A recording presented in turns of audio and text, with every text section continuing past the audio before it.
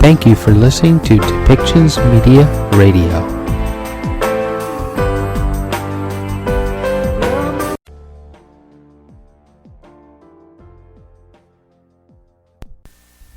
Welcome to Policy and Rights, the show about government policy and human rights.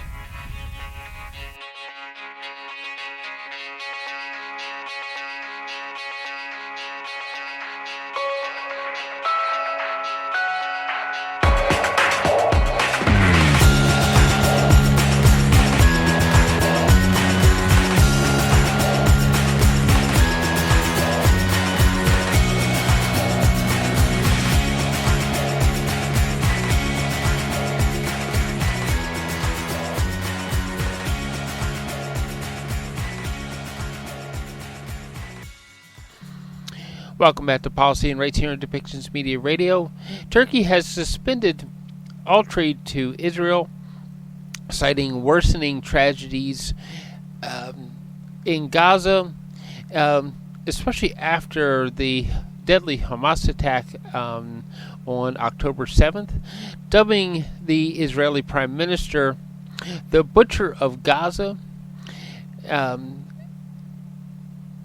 The Prime Minister has rejected any criticism from Turkey, accusing Turkey of supporting the mass murderers of Hamas.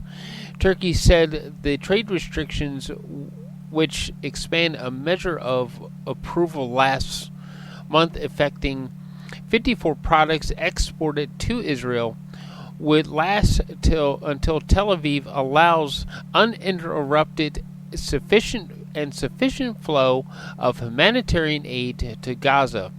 Israel's foreign minister is now looking to find alternatives for trade with Turkey worth, and this is in pounds, 5.6 billion pounds last year. So it's quite a bit of trade and expense to both countries to find trade partners that can keep that sort of pace up. Okay, and we're moving to Myanmar. Myanmar military regime is eager to find new army recruits to fight rebel groups across the country. In the latest move to bulk up its forces, the government is no longer allowing conscription age men to travel out of the country for work. So, moving to the latest in CNN reports, President Joe Biden made his first extensive remarks on the wave of unrest at colleges Thursday, drawing a line between what he called peaceful and violent protests, while reiterating his support for Israel and dismissing the calls for the National Guard to intervene. He emphasized that both groups have the right to free speech, but also said the U.S. was a civil society where order must prevail. When asked if the protests have forced him to reconsider American policies towards the U.S., Mr. Biden said no. Nationwide, more than 2,000 people have been arrested on college and university campus since April 18. Protests in solidarity with Palestinians under Israeli siege in Gaza have also spread to campuses in Europe, Asia, and the Middle East. Moving forward to the Trump trial, Keith Davidson, a key witness who negotiated with Stormy Daniels and Karen McDonigal hush money agreements, was on the stand Thursday in the former President Donald Trump hush money trial. The defense tried to poke holes in Davidson's character by questioning his involvement in other celebrity cases. Davidson admitted he told former Trump attorney Michael Cohen that Trump lost the election in 2016. Daniels would lose her leverage against him. The witness was digital evidence analyst Doug Doss, who testified that Cohen had nearly 40,000 contacts on one cell phone, calling it unusual. Doss could potentially share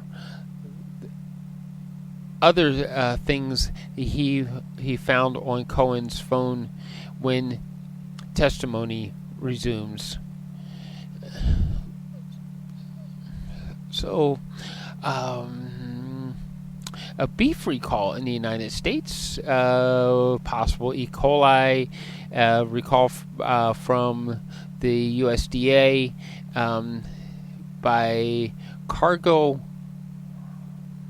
Meat Solutions could be affected, according to a report. In Dubai, another round of heavy rains returned to the United Arab Emirates on Thursday, forcing widespread business closures and flight cancellations. The storm comes just 2 weeks after record-setting rainfall triggered by damaging floods in several parts of the country, which killed at least 4 people in the UAE and brought the bustling region to a halt. The floods also killed at least 19 others in Oman, including 10 children whose school bus was swept away by the deluge. The rainfall has not as heavy as the event 2 weeks ago, but Dubai experienced nearly an inch of rain in 12 hours, which is more than twice the usual receipt of rain over the months of April and May combined. Authorities have ordered remote working and study to affect the areas affected.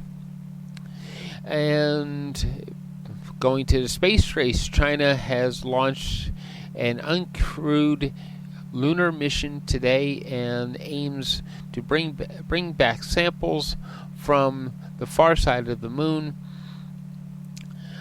for the first time in a potentially major step towards the country's ambitious space program. And we'll have to see how that one actually pans out for China. So, we have a recording from the UN press floor. They're going to be talking about, of course, Gaza again, and amongst other things. The world is going through an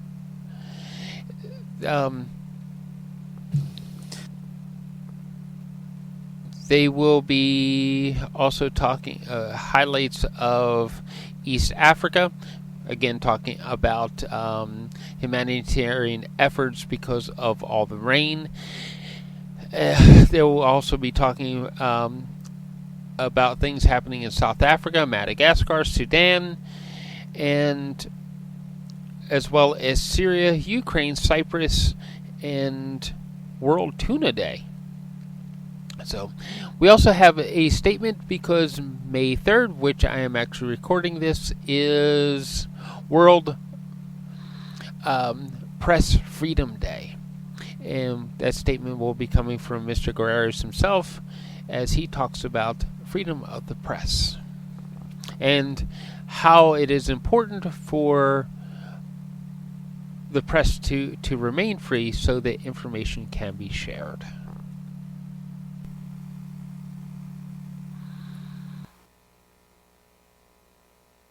The world is going through an unprecedented environmental emergency which poses an existential threat to these and future generations. People need to know about these, and journalists and media workers have a key role in informing and educating them. Local, national, and global media outlets can highlight stories about the climate crisis, biodiversity loss, and environmental injustice. Through their work, people come to understand the plight of our planet and are mobilized and empowered to take action for change. Media workers also document environmental degradation, and they provide evidence of environmental vandalism that helps to hold those responsible to account.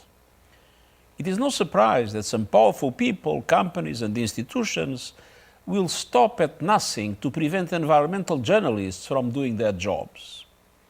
Media freedom is under siege, and environmental journalism is an increasingly dangerous profession. Dozens of journalists covering illegal mining, logging, poaching, and other environmental issues have been killed in recent decades. In the vast majority of cases, no one has been held to account. UNESCO reports that in the past 15 years, there have been some 750 attacks on journalists and news outlets reporting on environmental issues, and the frequency of such attacks is rising. Legal processes are also misused to censor, silence, detain, and harass environmental reporters, while a new era of climate disinformation focuses on undermining proven solutions, including renewable energy. But environmental journalists are not the only ones at risk. Around the world, media workers are risking their lives trying to bring us news on everything from war to democracy. I'm shocked and appalled by the high number of journalists killed in Israeli military operations in Gaza.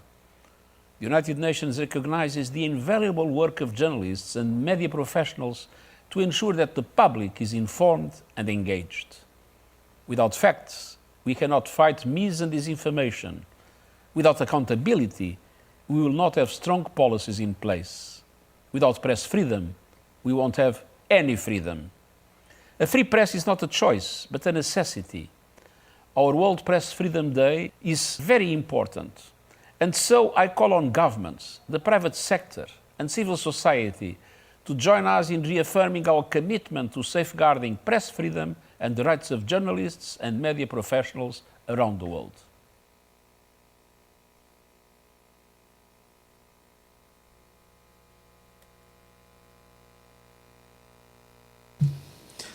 Okay, back to our regular programming.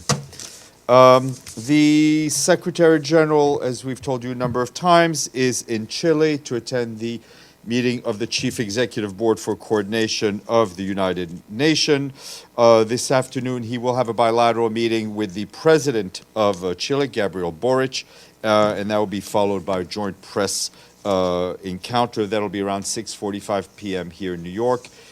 For those of you who are interested, it should be up on our UN Web TV platform.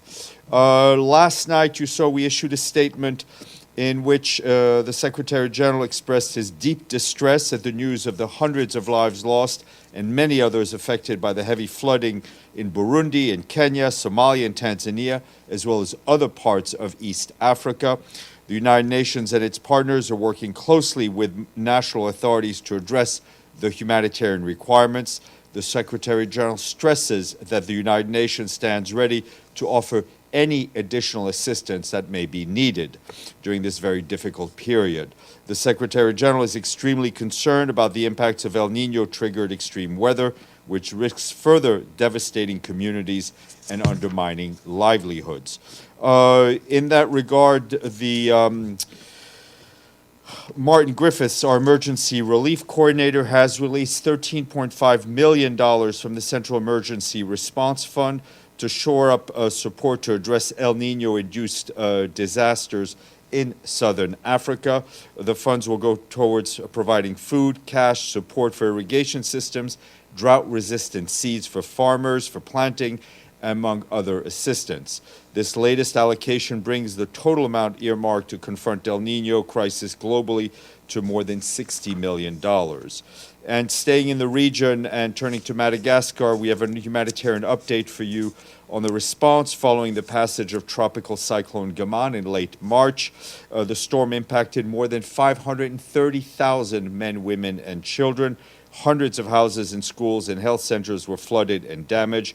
We continue to support the government of Madagascar-led response, focusing on the health response due to the risk of epidemics following the storm.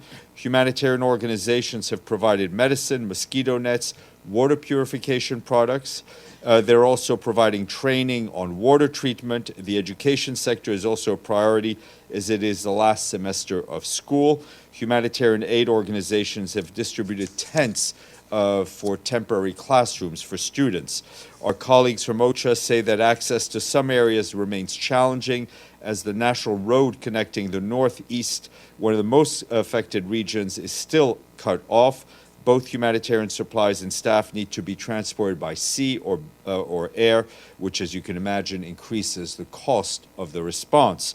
Humanitarian partners are calling for additional funds to support relief efforts.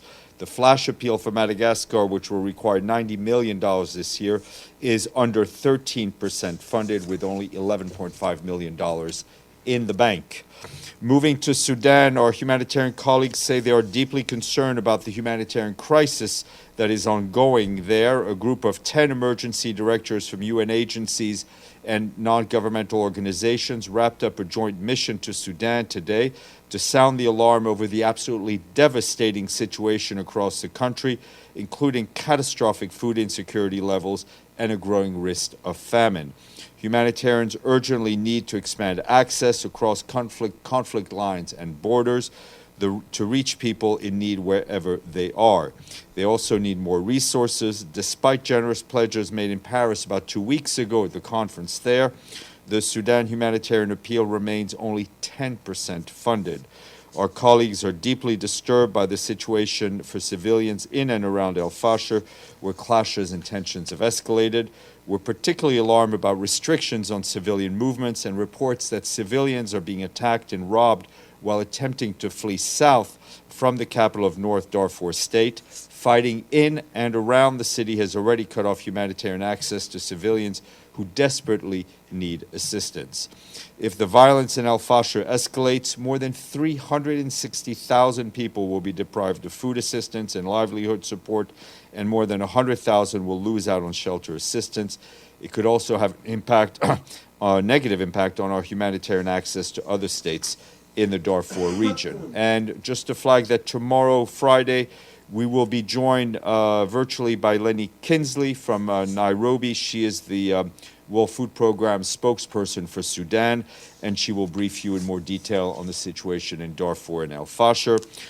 Turning to the situation in Gaza, our humanitarian colleagues continue to warn about the catastrophic impact that a potential ground invasion in Rafah could have, especially on the civilians and obviously on the aid operation that supports those civilians. Rafah is at the heart of our Gaza humanitarian operations. It is a transshipment point for life-saving assistance that arrives in Gaza from the Rafah and the Kerem Shalom crossings. It is where dozens of aid organizations store the life-saving supplies they deliver to civilians who cross the Gaza Strip. Among other things, our colleagues from the UN Population Fund operate clinics for sexual and reproductive health at field hospitals in Rafah. UNICEF and partners are providing outpatient treatment for acutely malnourished children at more than 50 sites in Rafah. The World Food Program and its partners are distributing nutrition supplements to children under 5 and pregnant and breastfeeding women in Rafah. 3 of UNRWA's 8 health centers in Gaza are in Rafah. They provide primary care, medication, vaccination, pre- and postnatal services, and wound dressings for injured patients. Most importantly, there are hundreds of thousands of civilians who fled to Rafah to escape bombardment, famine, and disease. For them, a ground operation would mean more suffering. Civilians must be protected, and international humanitarian law must be respected by all.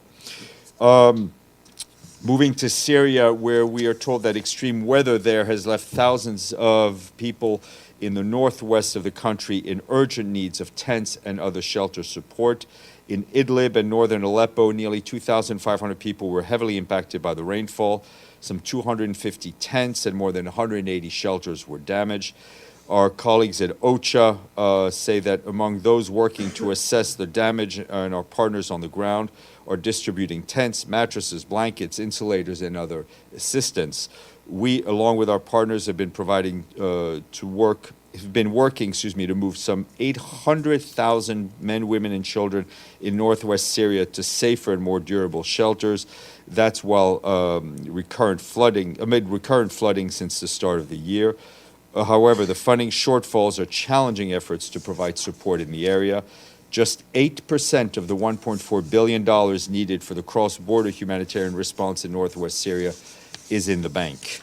And moving up to Europe and Ukraine, the humanitarian coordinator for the United Nations in Ukraine, Denise Brown, was in the Kharkiv region in the east of the country today, where she condemned the recent wave of attacks on the region.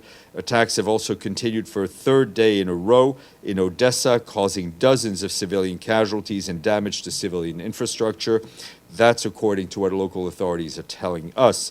Our humanitarian partners have warned about the impact of the increase in attacks on education institutions and health facilities in recent months. In the first 4 months of this year alone, nearly 90 schools were damaged in attacks across the country. That's what our partners are telling us, and humanitarian organizations are mobilized and are providing emergency repair materials, psychological and legal assistance to those who need it. Almost lastly, the Secretary General's personal envoy for Cyprus, Maria Angela Holguin, will undertake her third visit to Cyprus, and that will take place from the 7th to the 14th of May of this year. During the visit, she is expected to meet with the Greek Cypriot and the Turkish Cypriot leaders, as well as a broad range of additional interlocutors. Before the visit to Cyprus, she traveled to Brussels for meeting with European Union officials, as well as to other relevant capitals. And today is World Tuna Day. Don't roll your eyes at me, Edie Lederer. The fish has some amazing qualities. It's rich in omega-3, contains minerals, proteins, and vitamin B12, among other advantages. However, it is threatened by the overwhelming demand. And I'm part of that overwhelming demand because I love tuna. But we need to fish sustainably. This day highlights the importance of the conservation of management of tuna. Edie, the big tuna.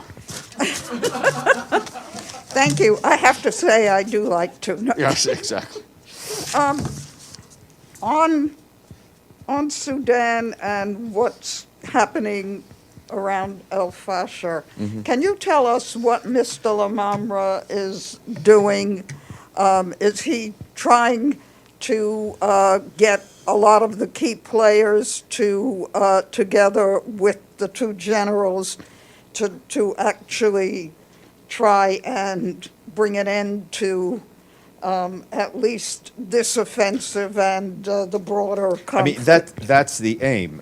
He has been talking to various parties and those who have influence over the parties, and he will continue his activities in that regard.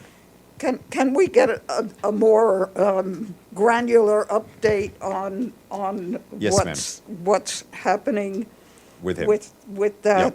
Yep. Thanks. I'll come back later. Okay. Joe, then Anade, then Benno.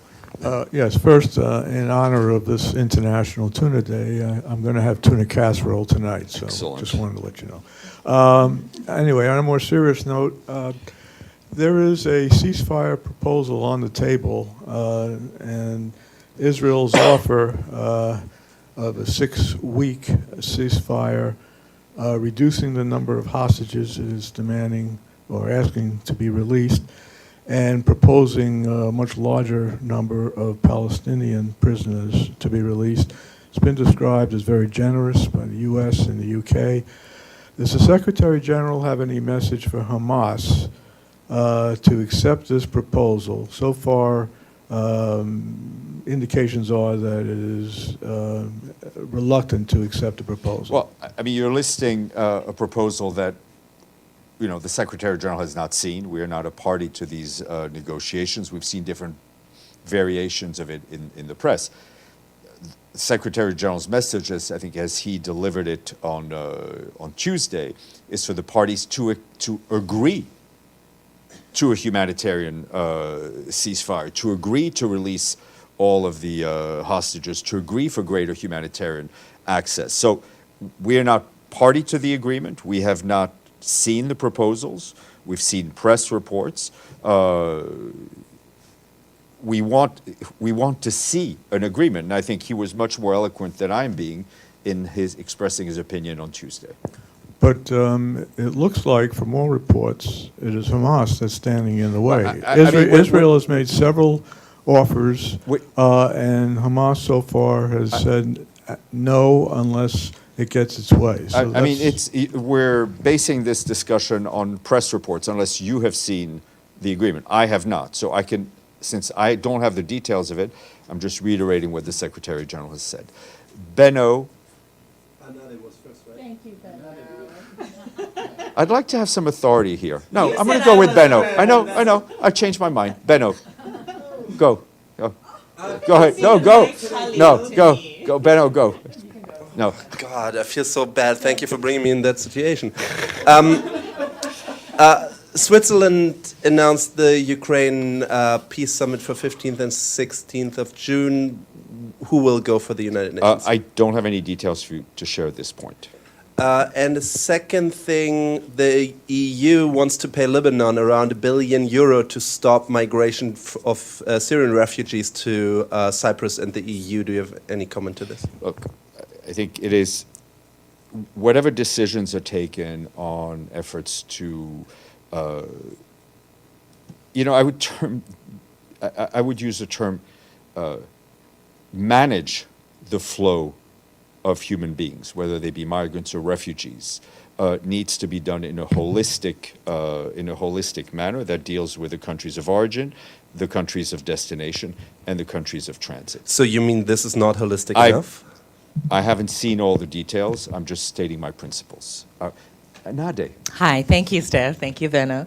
I wanted to follow up on Edie's question. She asked about any progress has been made with negotiations between the RSF and the SAF on completely stopping the fighting and a ceasefire. But my question is, after today, you said that 10 emergency directors from UN agencies had a mission today. Has there been any progress on maybe just cross-line negotiations, on just aid access, maybe not a whole end to the conflict? As far as I know, there's not been sufficient progress. Maggie, then Michelle, then Deji. Following up on Sudan, where in Sudan did the 10 emergency directors go? Because it's very hard to move around. So do you know where they went? No, I do not, but I will get you an answer shortly. Thank you. Yep. Go ahead. Excellent. Sorry, just 3 quick questions on Gaza aid. Has the UN had any communications from Israel on how imminent an assault on Rafah might be? We are not privy to their military operations. They gave a warning in October when they were going to go in. You've had nothing. Okay. And on the pier, the US-led pier, has there been any has the UN resolved what their involvement will be in helping deliver the aid? Those discussions are also ongoing. And then last question, from Rafah, how many people has the UN been observed leaving in recently? Like, leaving Rafah and leaving Gaza? Like, has there been a surge in people leaving ahead of Going back north? Well, or leaving, crossing into Egypt, maybe. I don't have those numbers. I'm not aware that we've seen any large movements of people. Deji, sorry. Yes, a couple of questions, Steph. Starting with Syria border crossings. This February, Syrian government grant permission for UN to use Arai and Baba Salama border crossings, and that mandate is due to expire on 13th of May. Mm-hmm. Is there any update on the negotiations? I think as we said last week, our OCHA colleagues are very much in contact with the Syrian government to ensure the continuation of that. But generally speaking, how's the border crossing operations now? I mean, they're working. They're working. No, they're underfunded, but they're working. Yes. Okay, good. Second question. It's been reported that Colombia might cut diplomatic ties with Israel because of the Gaza conflict. Any positions from the Secretary General? The issue of bilateral relations is a bilateral issue. Stefano. Thank you, Stefan. After what happened in the last few hours with the students in California, would the Secretary General perhaps like to clarify better what he said earlier about the protests, that when freedom of expression must be respected and when not? I think the Secretary General, I think, was very clear and was using very clear words when he spoke about this on Tuesday. Alan. Thank you, Stefan. I have a question on Ukraine. Today, it marks 10 years since one of the milestones that triggered the Ukrainian conflict. I'm speaking of the situation on May 2, 2014, on the Odessa Trade Union's house. As you know, that day, nationalists locked up in the house the pro-federalism protesters, and then the house was set on fire. About 50 people were killed there. Over 200, I guess almost 250 people injured. Still no results for the investigation, no accountability. Is the UN advocating for the proper, thorough investigation of this tragedy? Back at the time, the then Secretary General issued a statement in which he called for swift and conclusive investigation. And since then, our colleagues in the Human Rights Monitoring Mission in Ukraine have also issued similar statements. And I would encourage you to check with our, check with our human rights colleagues if they've anything had to say. But there've been updates from them calling for an investigation. But nobody was brought to justice since then. There are a lot of cases around the world where we have called for investigations and there's been no accountability, very sadly. Edie. Thank you, Steph. On aid getting into northern Gaza, there had been somewhere around 200 trucks getting in per day. Mm-hmm. Are the aid, the food, the other items from those trucks actually being delivered, or are they still being held up because of fighting? I mean, a lot of the goods that are able to cross from Israel into Gaza are not in a position to be delivered because of the obstacles that we've been mentioning repeatedly. Abdelhamid.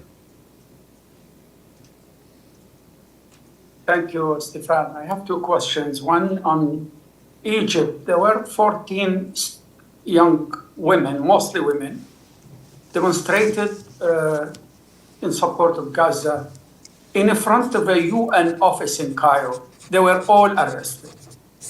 Is the UN involved? Do they follow the case because they were in front of the UN office? Any UN official following the case? I will check with our office in Cairo. I was not aware, but whether it's in Egypt or anywhere else, we continue to believe in the right for people to express themselves peacefully.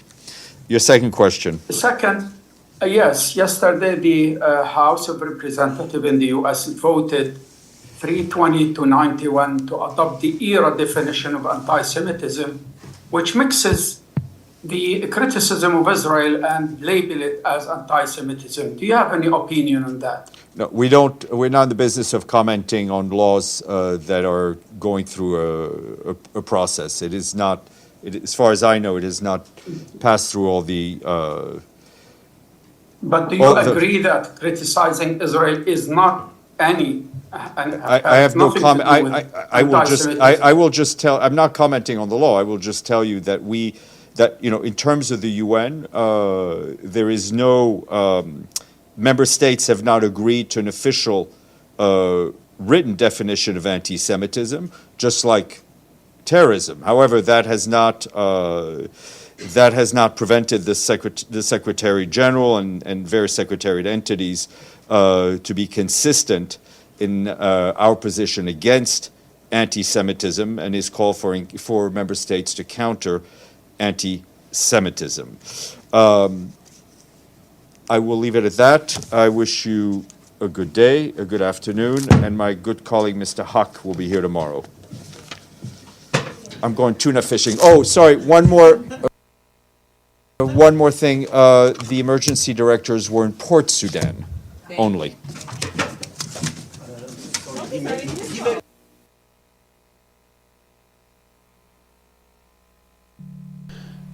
Okay, so final thoughts.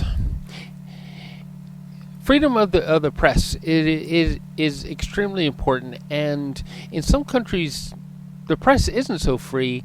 And we have reported since the pandemic about different areas of the world where the press has come under attack. And in the U.S. and Canada, during the pandemic, the press did come under fire, even where it is constitutionally stated that the press should be allowed freedom. The information that is shared should be allowed to be spread freely, and reporters should be allowed to report on what is happening in our communities so that we all know what is happening, we all know what the issues are.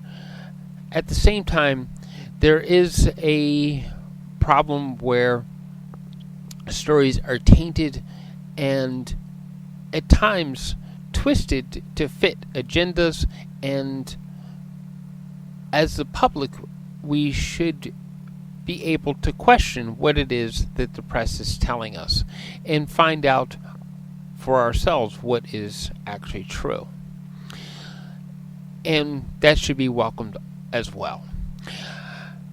Thank you for listening to Policy and Rates here on Depictions Media Radio. I have been your host, Michael Clogs. Please find that subscribe button wherever it is and support us if you find our support link appear on your screen.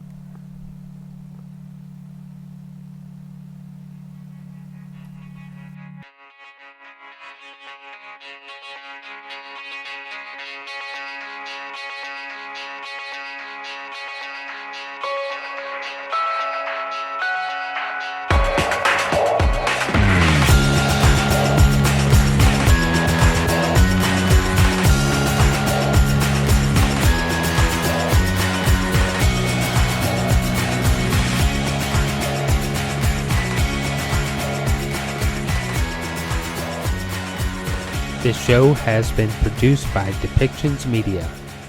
Please contact us at depictions.media for more information.